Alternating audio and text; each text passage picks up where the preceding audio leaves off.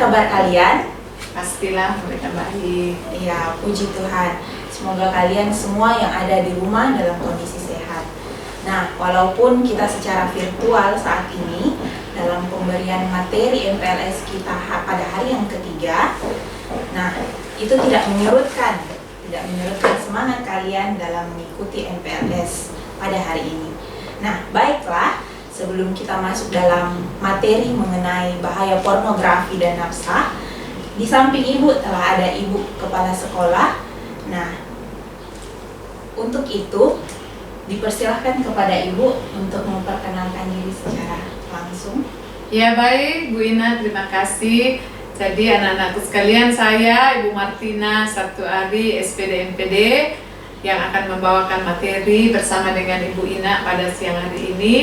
Saya saat ini sebagai Kepala Sekolah SMA Kristen Elim, sekaligus juga sebagai guru kimia. Ya. Nah, ya, itulah tadi perkenalan singkat dari Ibu Kepala Sekolah. Nah, langsung saja Bu ya. Ya. Nah, masuk dalam materi kita saat ini. Materi MPLS kita saat ini terkait bahaya narkoba dan bahaya pornografi. Nah, Ibu, saya mau bertanya Ibu mengenai pornografi itu sendiri. Ya. Apa sih sebenarnya itu pornografi itu? Ya, jadi Bu Ina, kalau berbicara tentang pornografi dan narkoba, itu pasti sangat menarik bagi anak-anak, ya, karena begitu banyak yang saat ini menjadi bahan pembicaraan. Jadi pornografi itu, anak-anakku, itu merupakan, jadi ada, kalau kita membaca peraturan Undang-Undang Nomor 44, peraturan pemerintah, itu ada di situ ada definisinya apa yang disebut dengan pornografi. Ya. Jadi pornografi itu semua yang bisa berupa sketsa, bisa berupa ilustrasi, bisa berupa foto, tulisan, suara, bunyi, animasi, kartun, percakapan, gerak tubuh, atau bentuk media komunikasi dan atau pertunjukan di muka umum yang memuat kecabulan atau eksploitasi seksual yang melanggar norma kesusilaan. Ya. Jadi dia tercantum dalam Undang-Undang Nomor 44 itu Bu ya. Ya, jadi memang sudah ada undang-undangnya, jadi tidak sembarang. Jadi memang makanya anak-anakku semua harus tahu apa sih itu pornografi, terus apa itu porno aksi, itu yang penting. Oh iya. Jadi di Indonesia memang sudah masuk Bu ya, sudah ada undang-undang pornografi seperti itu. Iya. Nah Ibu, terkait dengan judul materi kita mengenai bahaya pornografi dan narkotika nafsa itu sendiri. Nah, menurut Ibu, definisi narkoba itu apa Ibu? Oh, ini yang penting. Biasa anak-anak tahu bilang narkoba. Habis itu narkoba. Ternyata Ibu Ina, narkoba itu adalah singkatan. Oh, singkatan. Ya, singkatan Bu. Nar itu narkotika. Ko itu psikotropika. Dan ba itu singkatan dari bahan adiktif. Ya, jadi dari tiga suku kata Bu ya. Betul. Jadi supaya nanti kita jangan sok-sok bilang narkoba. Ditanya apa itu narkoba, oh tidak tahu. Ya. Ternyata dia memiliki singkatan betul. sendiri. Ya. Nah, itu Bu terkait dengan pengertian psikotropika, narkoba itu sendiri dan pornografi. Mungkin lebih bagus Bu, lebih alangkah baiknya ketika ada video Bu ya. Iya, nah, betul. Tapi sebelum video, Bu Ina, saya jelaskan dulu apa itu narkoba. Narkotika, kan narkoba tadi udah singkatan. Nah, apa itu narkotika? Narkotika itu obat. Sebenarnya obat nih. Obat berupa zat atau obat yang bisa dari tanaman, bisa juga yang bukan tanaman, yang mengakibatkan hilangnya kesadaran, hilangnya rasa sakit, dan penginderaan dan akibatnya itu bisa menimbulkan ketergantungan. Oh iya, jadi ada dari bahan sintetis Bu ya, bukan tanaman Bu. Ya, jadi ada yang tanaman, ada yang sintetis. Ya, jadi sebenarnya ini narkotika itu tujuannya adalah obat, tapi belakangan kan disalahgunakan. Nah, itulah ya bahayanya. Nah, itu tentang narkotika. Jadi zat atau obat tadi ini bekerja mempengaruhi saraf sentral dari orang yang menggunakan. Nah, Kemudian yang kedua, psikotropika. Kalau psikotropika itu Ibu Ina, itu zat atau obat yang berkhasiat psikoaktif dan mempengaruhi kesadaran, karena memang sasaran obat ini adalah pusat-pusat tertentu di saraf pusat manusia. Ya, jadi di tulang belakang yang dipengaruhi. Jadi sistem saraf yang dipengaruhi. Jadi makanya kita harus tahu betul apa sih pengaruhnya bagi kita. Nah, kemudian ada juga yang disebut dengan prekursor. Prekursor itu adalah zat atau bahan pemula atau bahan kimia yang bisa digunakan untuk membuat narkotika. Kan sering kita nonton di televisi, ditangkap di situ ada produk narkotika dan sebagainya, yaitu yang disebut dengan prekursor. Nah, yang ketiga tadi Bu Ina, BA itu singkatan dari bahan adiktif lainnya. Apa itu bahan adiktif? Bahan adiktif itu adalah zat yang mengakibatkan ketergantungan, seperti zat-zat solvalen yang termasuk inhalasia, yang biasa tuh anak-anak pernah enggak dengar anak-anak cium-cium lem? Oh iya. Yang ini.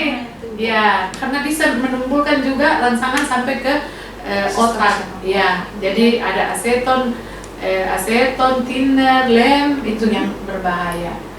Sangat berbahaya, apalagi kalau misal dikonsumsi oleh kalangan siswa Bu ya. Ya, mungkin tidak dikonsumsi tapi dicium-cium itu mempengaruhi otak kita. Tapi seperti Bu Ina tadi bilang, supaya kita lebih paham, lebih bagus kita saksikan videonya, ya?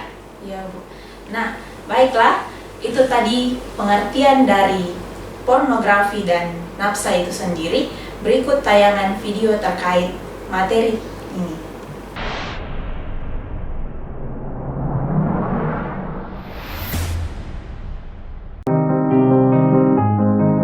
Melati, bocah perempuan berusia 5 tahun diperkosa oleh Adi, tetangganya sendiri.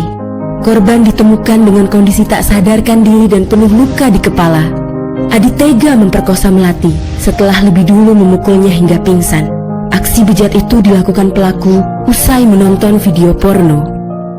Sadarkah kita, Melati hanya satu dari ribuan kasus nyata. Pada 2014, 133 anak Indonesia menjadi korban kejahatan seksual setiap bulannya. Mengapa ini bisa terjadi? Menurut seorang psikolog asal Amerika, Victor Bicklein, terjadinya kecanduan akan pornografi berkaitan erat dengan meningkatnya kasus kejahatan seksual dan perilaku seks bebas. Bagaimana pornografi membuat Adi kecanduan hingga melakukan aksi tidak bermoral? Ada 4 tahap seseorang telah mengalami kecanduan akan pornografi. Melihat, pertama kali Adi terpapar pada pornografi secara halus dari iklan handuk, iklan pakaian dalam, iklan sabun, iklan parfum, dan berbagai iklan lainnya yang menunjukkan keindahan tubuh wanita. Pornografi samar ini masuk melalui mata untuk menyalakan tombol on di kepala Adi, sehingga mudah memasukkan muatan porno selanjutnya secara bertahap dan bertingkat. Sekali tombol on ini menyala, selamanya ia tidak bisa dimatikan. Pada tahap ini Adi masih merasa jijik, kaget, dan tidak nyaman. Penasaran dan mulai kecanduan. Bersamaan dengan itu, senyawa kimia alami di otak yang bernama dopamin diaktifkan. Aktifnya dopamin membuat Adi merasa senang dan nyaman, sekaligus secara otomatis penasaran, sehingga membuat Adi ingin melihat konten porno lagi, dan lagi. Perasaan kaget dan jijik yang timbul ketika pertama kali melihat gambar porno secara bertahap menghilang dan berubah menjadi rasa penasaran, membuat Adi semakin terjerumus pada kecanduan pornografi. Berkurangnya kepekaan dan peningkatan level porno.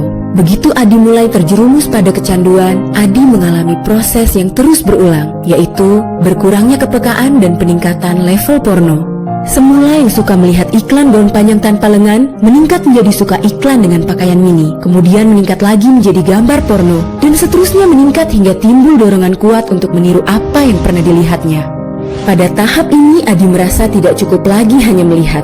Ia terdorong ingin mempraktekkan apa yang dilihatnya. Mulai dari hal paling minim, membuat foto atau video serupa, hingga meniru adegan yang dilihatnya.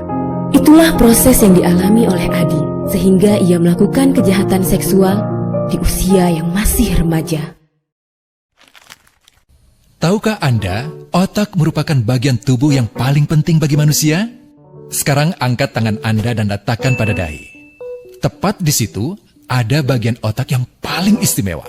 Bagian itu disebut prefrontal cortex atau disingkat PFC. Menurut peneliti otak Jordan Grafman, PFC ini hanya ada pada otak manusia, sehingga membedakan kita dengan binatang. Bagian ini diciptakan dan dirancang khusus oleh Tuhan supaya manusia mampu memilih dan memiliki etika. PFC berfungsi seperti pemimpin. Ia bertanggung jawab untuk berkonsentrasi, memahami benar dan salah, mengendalikan diri, menunda kepuasan, berpikir kritis, dan merencanakan masa depan. PFC adalah pusat pertimbangan dan pengambilan keputusan. PFC inilah yang membentuk kepribadian dan perilaku sosial. Sayangnya, PFC adalah bagian otak yang paling mudah mengalami kerusakan. Jika PFC rusak, maka kepribadian orang bisa berubah. Rusaknya PFC bisa disebabkan oleh benturan fisik, bisa juga oleh zat kimia, seperti narkotika, psikotropika, dan zat adiktif atau nafsa. Dan ternyata penyebab paling merusak juga pornografi, yang disebut narkolema.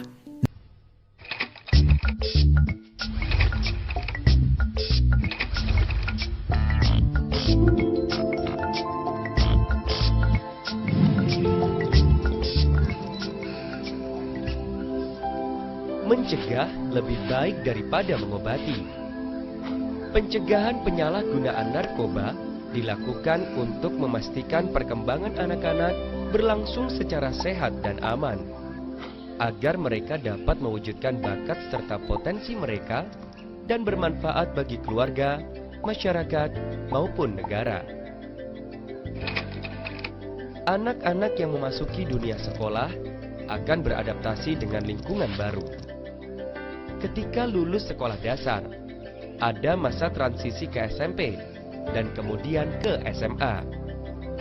Tiap tahap maka akan berbeda pula lingkungannya, sehingga anak harus selalu melalui proses adaptasi baik sosial, psikologi, dan pendidikan. Semakin besar pertumbuhan hingga lanjut perguruan tinggi, maka anak akan semakin jauh dari orang tua, atau dapat dikatakan kurang mendapat pengawasan dari orang tuanya.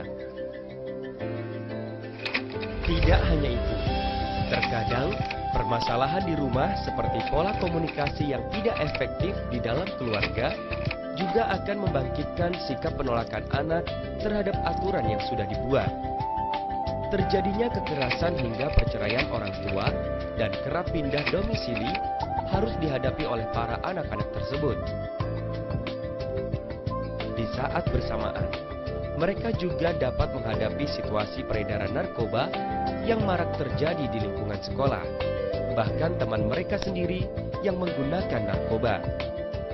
Hal tersebut merupakan faktor resiko bagi seorang anak rentan terhadap penyalahgunaan narkoba.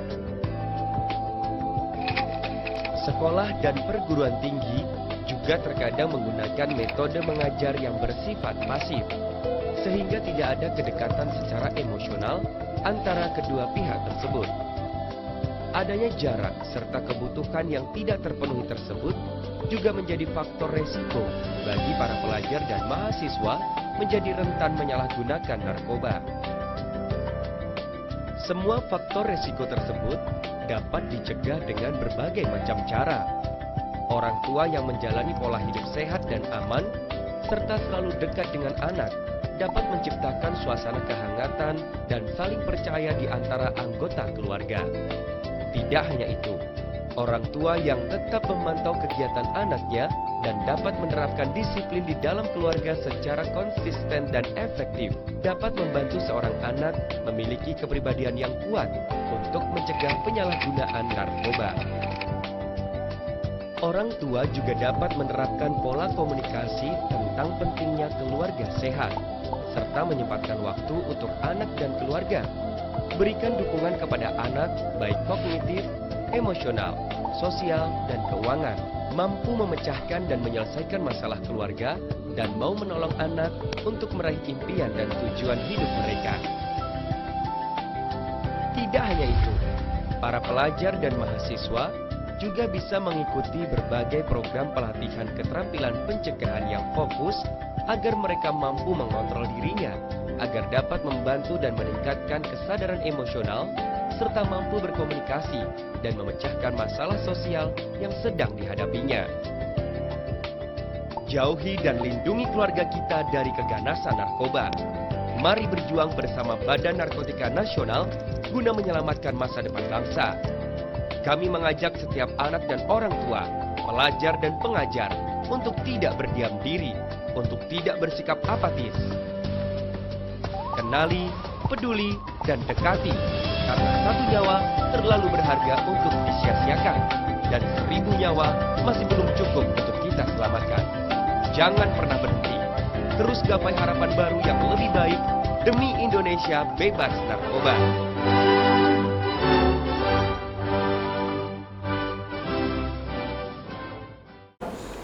Wah, ternyata sangat mengerikan Bu ya untuk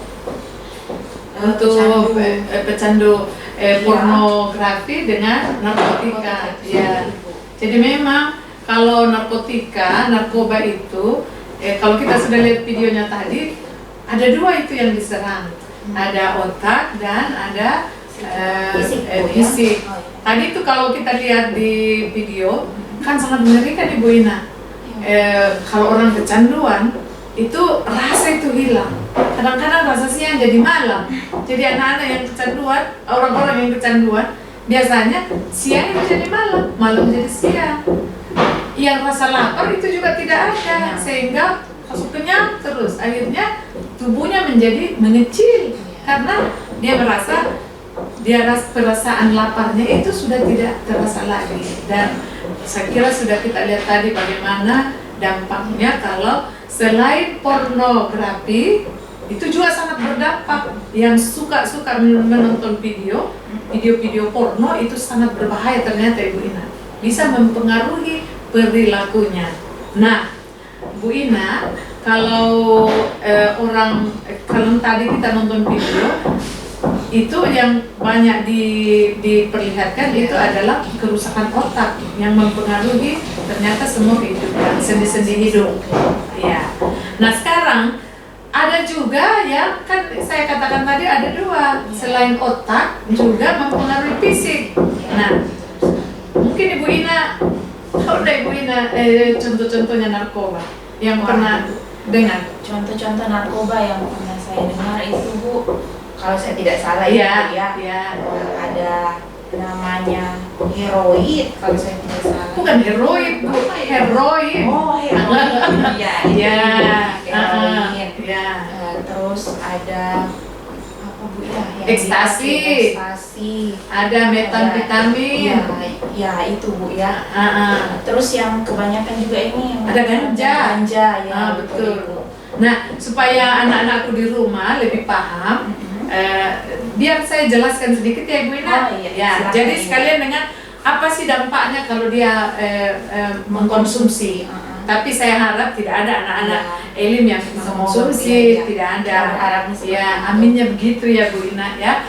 Jadi ekstasi itu karakteristik, jadi kelihatannya seperti ini. Mudah-mudahan tidak ada lagi ketemu dengan ekstasi. Tapi contohnya, maksudnya kalau kita ketemu seperti ini, oh ini loh yang namanya ekstasi. Itu berupa tablet dan kapsul yang berwarna-warni. Ya, sering di televisi itu diperlihatkan. Cara penggunaannya itu ditelan secara langsung dan mendorong tubuh melakukan aktivitas yang melampaui maksimal. Makanya banyak itu artis-artis biasanya untuk dia kira tubuhnya sudah tidak mampu, dia mendoping dirinya dengan minum ini, padahal di balik itu ada penyakit yang menimbulkan penyakit yang merusak dirinya. Jadi kalau orang mengkonsumsi ekstasi ada efeknya Bu Ina. Efeknya itu detak jantungnya dan tekanan darahnya meningkat. Pokoknya begitu terus berdegup-degup. Iya. Terus karena dekupannya begitu, jadi rasa senangnya berlebihan. Kayak istilahnya anak sekarang nge-fly mungkin. Gitu. Dia gembira terus. Mungkin orang sedih dia ketawa-ketawa. Kelainan itu. Jadi memang harus dicek-cek itu yang suka ketawa-ketawa yang tidak pada mestinya. Jangan-jangan ada indikasi. Indikasi pertama. Terus yang berikutnya itu sesudah efeknya hilang, kalau efek yang dalam tubuhnya itu sudah hilang, dia akan menjadi kelelahan, cemas dan depresi hari-hari. Pokoknya sudah mulai cemas, tidak tahu apa penyebabnya. Nah itu. Kemudian bisa juga menimbulkan rasa mual dan muntah. Kemudian sakit kepala, hilang nafsu makan dan haus berlebih. Jadi ini ciri-cirinya kalau sudah mulai kayak cemas-cemas terus mulai mengurung-urung diri, terus mau minum terus tapi tidak mau makan. Indikasi ciri-ciri patut dicurigai. Dan yang lebih berbahaya lagi adalah dia bisa merusak otak secara permanen. Tadi sudah contoh di video ya.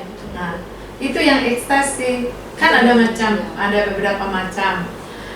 Berikutnya juga ada yang disebut metamfetamin. Apa itu, bisa diulang Bu? Metamfetamin. Kalau di belakang-belakangnya dikirain vitamin. Padahal ini obat ya. Sebenarnya obat, tetapi sering disalahgunakan.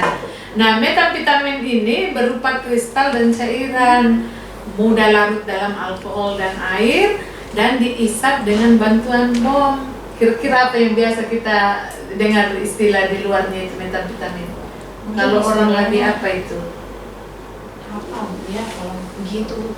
Mungkin ada istilah itu yang mengisap apa?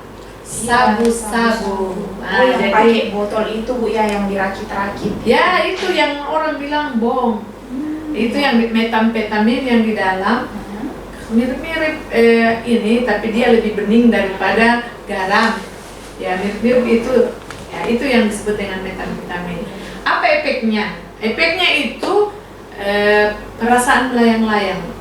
Pokoknya yang Ibu Ina bilang tadi, play. Bisa juga efeknya adalah bisa melihat hal-hal yang mengerikan. Bahaya. Gampang sekali. Iya. Kemudian yang efek lainnya yang lebih lama timbulnya itu adalah pada otak terjadi depresi, perasaan panik, perasaan cemas, dan kerusakan otak permanen mirip dengan tadi ekstasi. Nah, kemudian pada kulit pembuluh darah itu mengalami panas dan pecah-pecah. Jadi lama-lama itu kelihatan merah-merah ada perubahan di kulit. Ya. Kemudian gangguan fungsi hati itu berbahayanya. Nah, itu kalau sabu-sabu yang bahasa ilmiahnya itu metamfetamin. Ya. Kemudian ada lagi ganja. Nah, ganja. Kalau ganja ini yang alami karena berupa daun. Ya, bentuknya itu umumnya di kemasannya itu dalam bentuk ganja kering. Tapi ada juga yang sudah diekstrak menjadi cairan. Ya, kemudian efeknya itu menurunkan motorik. Jadi kalau orang ketagihan terus itu, kalau pakai ganja itu dia susah. Iya, motoriknya, gerakannya juga. Orang mau bilang gerakan patah-patah. Iya. Kemudian dia kelihatan gelisah, terus persepsi ruangan dan waktu itu berubah. Itu yang saya katakan, kadang-kadang yang malam itu dikira siang, siang dikira malam. Jadi dia rubah dunia. Padahal perubahan dunia bukan harus dengan seperti ini, obat-obatan, karena merusak dirinya. Masih ada lagi berikutnya, yaitu morfin. Ini yang bahaya. Sering dengar? Saya kira Ibu Ina sering pakai. Wah, tidak Ibu. Tidak. Semoga dijauhkan. Oh, jauh-jauh. Nah, mungkin anak Elim pasti juga tidak ada yang menggunakan. Amin, mudah-mudahan ya Bu Ina. Jadi morfin itu Bu Ina, itu analgesik yang kuat. Kemudian tidak berbau. Wujudnya juga berbentuk kristal putih, agak kecoklatan sedikit. Ya, ini Bu, bisa saja kita berteman dengan orang yang perilakunya negatif, dicampurkan di air mungkin. Wih, bahayanya. Bisa jadi Bu ya, karena tidak ada baunya tadi. Iya, tidak baunya, tapi hati-hati juga karena itu orang-orang yang mengkonsumsi ini dan cari-cari tahu temannya kan mahal. Iya, jadi makanya jangan bergaul sembarang. Ya, tapi kalau Ibu Ina pastilah tidak bergaul sembarang. Ya. Ada efeknya yang bisa dilihat ketika orang menggunakan morfin. Jadi kira-kira dengan gayanya ini bisa kita lihat, oh kira-kira ini dia pakai morfin. Ya. Rasa gembiranya berlebih. Ya. Jangan juga kalau orang ketawa-ketawa langsung bilang pasti pakai morfin. Bahayanya. Ya, kemudian tekanan darahnya itu menurun dan denyut jantung dan nadinya melambat. Ya, itu pengaruh fisik yang dialami. Sering ngantuk, kesadarannya kabur, sulit berpikir dan apatis, putus asa selalu. Ya, masih ada lagi heroin. Pernah dengar? Aduh, Nah, pokoknya yang saya salah ucap, Bu. oh ya, heroin. Dikirain Bu Ina heroin tadi. ya, heroin itu gaya yang berlebih. Kalau heroin itu biasa juga orang bilang pukau. Bisa dengar ya? Iya, pukau. Jadi kalau heroin itu Bu Ina, itu jenis narkoba yang paling cepat menimbulkan ketergantungan. Ya. Jadi wujudnya itu seperti serbuk, kan umumnya serbuk-serbuk nih. Terus rasanya pahit, rasa pahit, warna putih agak kecoklatan, tapi saya tidak pernah rasa Ji. Ya, karena ini kita baca literatur, informasi. Dan biasanya kalau orang menggunakan heroin itu digunakan dengan cara disuntik, bahkan biasa dihirup atau dimakan. Ya, jadi aneh-aneh memang caranya orang bagaimana supaya bisa mengkonsumsi itu. Nah, apa efeknya? Ada juga efeknya. Dan tadi saya katakan ini paling cepat menimbulkan ketergantungan, yaitu rasa kantuk, lesu, kayak dumui, donggolo apa, bodoh kelihatan. Ya. Kemudian kalau jalan mengambang dan senang dia berlebihan, ngambang. Kayak kalau dia jalan sudah mulai miring-miring, oleng-oleng. Karena apa? Memang dimensi ruang yang dia lihat, yang jalanan rata, akhirnya miring. Yang miring, akhirnya rata. Jadi memang sudah aneh dunia. Nah, kemudian berikutnya itu rasa sakit dan kejang-kejang, kram di perut, biasa juga menggigil, bahkan bisa muntah. Itu efeknya. Efek dari heroin. Ya, jadi memang aduh bahaya sekali. Nah, itu saya kira itu contoh-contoh daripada narkoba yang ada di sekitar kita, tapi mudah-mudahan itu tidak merusak atau tidak pernah kita ketemu. Iya, itu yang kita harapkan bersama ya. Iya, semoga apalagi ini dengan adanya MPLS ini, kegiatan MPLS, siswa dapat informasi. Jadinya maksudnya kalau ada yang dia temukan, wah ini barang mencurigakan ini, asing menurut saya, harus dihindari. Ya, seperti itu. Terus Ibu Ina, ternyata penggunaan narkoba itu memang tuh ada yang menjadi tujuan utama dan sasarannya, betul. Nah, siapa itu sasaran-sasaran yang orang ingin supaya ini yang mengkonsumsi atau menikmati itu namanya narkoba? Ternyata dari penggunanya itu Bu menyasar juga Bu ya, ada kalangan yang karena dia mau cari teman supaya dia juga sama-sama menggunakan, sama-sama rusak, saya kira. Padahal sayangnya ya harusnya kita mencari teman supaya kita menjadi lebih baik. Iya. Bu, kira-kira siapa kalangan mana saja yang bisa disasar? Pengguna apa? Yang biasa disasar itu anak remaja. Ya. Pada umumnya Bu ya. Ya, pada umumnya orang yang pekerja keras. Karena tadi tuh Ibu Ina sudah dengar kalau pakai itu dikirain tenaganya makin bertambah. Padahal di ujung itu nanti dia akan lemah dan drop. Ya. Kemudian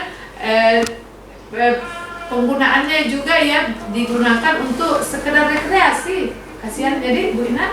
Ya. Kenapa remaja? Kira-kira Ibu Ina. Nah, mungkin kenapa kalangan remaja? Karena kan remaja Bu biasanya memiliki pergumulan ya.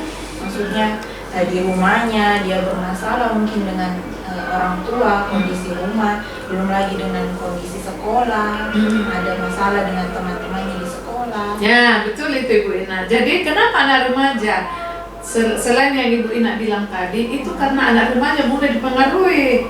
Ya, kenapa dia mudah dipengaruhi? Karena solidaritas teman. Temanku, masa saya tidak temanku tahu solidnya tinggi, padahal salah solid. Coba kalau dia belajar bilang, masa saya tidak belajar, temanku belajar. Nah, itu yang kalau cara baiknya. Nah, kenapa juga remaja? Karena rasa ingin tahu tinggi, karena dia bilang kalau ekstasi bedek begini, muka bedek coba, padahal salah. Berarti rasa ingin tahunya Bu ya? Iya, rasa ingin tahu, Coba. tapi rasa ingin tahu itu ke arah yang negatif, ya itu yang berbahaya. Kemudian ingin tampil menonjol, jagoan kita, kan anak remaja biasa agak malu-malu. Nah, kan dengan dia konsumsi begitu, dia kira PD-nya naik, padahal di ujung kepedeannya itu sebenarnya kita melihat dia seperti setengah-setengah miring sebenarnya, ya seperti itu. Kemudian kadang-kadang dia juga anak remaja kan suka bosanan, bad mood istilahnya. Betul, bad mood. Dia mau kalau begitu dia bisa tidak hilang rasa bosan, padahal itu cuma kesenangan sesaat, jadi sangat berbahaya Guna. Lebih baik mencegah daripada mengobati. Iya, betul. Berbahaya. Terus juga biasa kenapa anak remaja, karena ini anak remaja mau memberontak, kan dia merasa kalau dia sudah konsumsi itu rasa beraninya naik. Pabang-bangan netolo itu namanya. Iya, jadi itu memang berbahaya. Jadi anak-anakku berharap karena ada informasi hari ini, paling tidak kita mulai menjaga diri. Ternyata dengan kondisi saya sebagai anak remaja saat ini, itu saya rentan untuk dipengaruhi yang berbahayanya. Kemudian Ibu Ina, perlu juga golongan remaja yang resiko tinggi menjadi penyalahguna narkoba. Kenapa dia risikonya tinggi? Kenapa? Kenapa dia mudah dipengaruhi? Karena dia kurang penghayatan agama. Tidak pernah doa, tidak pernah mau baca Alkitab, tidak pernah mau ikut ibadah. Jadi dia tidak tahu bahwa tubuh ini adalah bait Allah yang perlu dipelihara. Jadi makanya untuk kita di sekolah ada jadwal ibadah ya, bersyukur. Ada jadwal baca Alkitab. Berapa ayat lagi pasal per hari Bu? Yang diberikan kepada siswa itu Bu 2 pasal. 2 pasal setiap hari. Nah, itu supaya kita terhindar. Kalau lagi depresi, pusing, ada masalah diputusin pacar, jangan ke Jangan cari hal yang negatif. Lebih baik baca Alkitab. Betul. Ya. Kemudian kedua, kenapa anak remaja? Karena biasa kurang komunikasi dan pengawasan orang tua. Ya, ada anak remaja juga biasa kan ini Bu Ina, selalu bermasalah dengan papa mamanya. Iya. Itu banyak Ibu ya. Yang terjadi bahaya. Kemudian orang tuanya sibuk, sampai malam tidak ada di kantor, ada di kantor, tidak ada di rumah, jadi tidak terkontrol. Anaknya semau maunya saja bergaul. Kemudian kontrol dan percaya diri kurang, tidak pede dia. Karena tidak pedenya dia kira dengan minum narkoba, mengkonsumsi narkoba dia akan pede. PD-nya tinggi. Padahal ingat tadi di ujung itu ada 2 penyakit besar yang siap besar. Tidak mengikuti aturan, ingin berontak. Berikut lagi cari sensasi. Tadi kita sudah bicara itu. Bergaul dengan lingkungan pemakai narkoba. Kalau sudah tahu orang sudah bilang-bilang di situ narkoba, jangan ke situ. Tapi saya lihat anak-anak yang suka begitu, malah dia tahu di situ 3 hari 3 malam tidak orang tidur, ada kesana. Ada jiwa-jiwa anak remaja sekarang Bu, mungkin karena di situ ramai, jadi akhirnya juga dia ikut ke situ. Itu tadi karena dia solidaritas kelompok tinggi banget, padahal itu salah. Kemudian penyebabnya juga itu karena dikucilkan dari teman-teman sebaya atau kelompok. Dia merasa saya tidak dianggap, lalu dia masuk di kelompok itu, dia merasa diterima, padahal sebenarnya dia sedang dipergunakan, dijerumuskan. Kasihan ya. Wah, ternyata banyak sekali Bu dampak dari jenis-jenis narkoba itu Bu ya. Iya. Efek-efeknya. Betul. Ada dari segi fisik, ada dari segi psikis. Iya. Wah, itu semoga dijauhkan. Iya, betul. Semoga dihindarkan. Kita berharap begitu. Anak-anak kita. Jadi saya kira melalui materi di MPLS ini kita berharap bahwa ada informasi yang anak-anakku terima sehingga kita bisa menghindari. Apalagi sekarang kita belajar dari rumah. Belajar dari rumah kan godaan tidak terlalu banyak. Tapi ingat, iblis itu selalu mencari cara untuk menyatukan anak-anak. Jadi tinggal kita yang atur diri kita. Kalau kita mau maju, kita berpikiran positif, lalu melakukan hal-hal yang baik. Itu Ibu Ina. Iya. Nah, itulah materi pemaparan dari Ibu Kepala Sekolah terkait dengan bahaya-bahaya dampak yang ditimbulkan dari pornografi dan nafsa itu sendiri. Nah, berharapnya Ibu Kepala Sekolah dan kami para guru yang ada di SMA Elim ini berharapnya dengan adanya materi ini, materi selama 3 hari ini berturut-turut dalam kegiatan MPLS, berharapnya kami semoga siswa-siswi yang berada di rumah yang sedang menonton, menyaksikan tayangan ini secara virtual, via daring, itu bisa dapat informasi dan menjauhkan diri, menjauhkan diri dari perilaku-perilaku negatif ini. Ya, jadi Bu Ina sekali lagi bahwa tubuh kita ini bait Allah. Ketika kita masih muda, untuk meraih masa depan, saatnya kita mengisi hal-hal yang baik, hal-hal yang positif. Karena keberhasilan yang kita impikan itu kita bisa mulai dengan mengisi sedikit demi sedikit hal yang baik dan nantinya akan berkumpul.